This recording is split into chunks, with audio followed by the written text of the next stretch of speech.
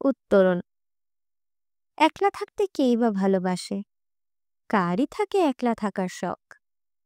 কিন্তু যদি স্বাধীন চেতা হয়, কিংবা ধরো একটু অন্যমনা, তখনই সে চিহ্ন প্রশ্নবোধক, তখনই সে সমাজে বেমানান। তারও কিন্তু গল্প ভালো লাগে, তারও মনে অনেক আশা জাগে। সেও চায় রাতের পরে ভোর, সেও চায় এক শালিখের জোর। ডান দিকটা তারও খালি থাকে, সেও কারো বামে থাকতে চায়।